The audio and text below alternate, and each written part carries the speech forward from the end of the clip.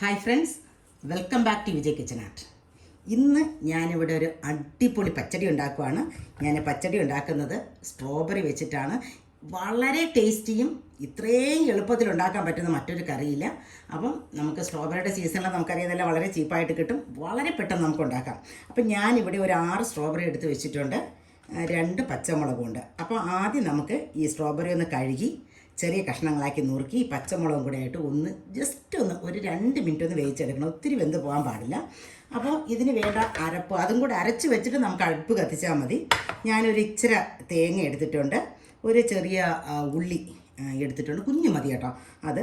പിന്നെ ഒരു ഇച്ചിരി ജീരകം, ഇച്ചിരി കടുകും കൂടെ എടുത്തിട്ടുണ്ട്. അപ്പോൾ ഇത്രയും കൂടെ നമുക്കൊന്ന് ആദ്യം അരച്ചെടുക്കാം.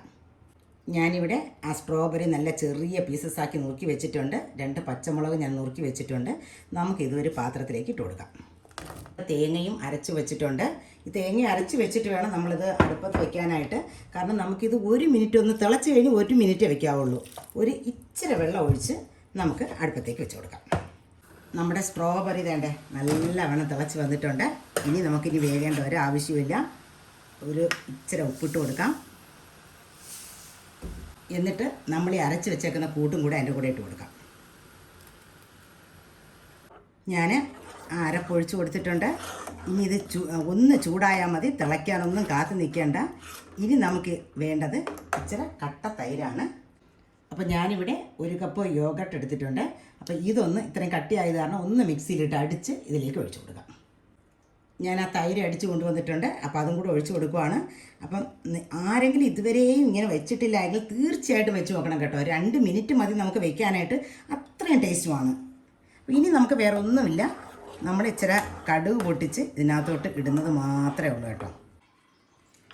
ഇനി നമുക്ക് ഇത് മാറ്റി വെച്ചിട്ട് ഒരു പാൻ വെച്ച് കൊടുക്കാം. കടുക് പൊട്ടിക്കാനായിട്ട് ഞാൻ ഇച്ചിരി ചെറിയ ഉള്ളി എടുത്തിട്ടുണ്ട്.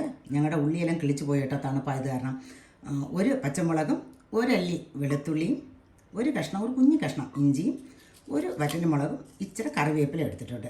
അപ്പോൾ ഇതൊക്കെ നുറുക്കി നമുക്ക് ഇച്ചിരി വെളിച്ചെണ്ണയിൽ കടുക് പൊട്ടിച്ചെടുക്കാം. സൂപ്പർ ടേസ്റ്റാണ് കേട്ടോ. ഇച്ചിരി വെളിച്ചെണ്ണ ഒഴിച്ചു കൊടുക്കാം. ഇച്ചിരി കടുകിട്ട് നമ്മുടെ വറ്റൽമുളകെല്ലാം ഇട്ട് കൊടുത്ത് ഈ നുറുക്കി വെച്ചേക്കുന്ന എല്ലാം കൂടെ ഇട്ട് കൊടുക്കാം.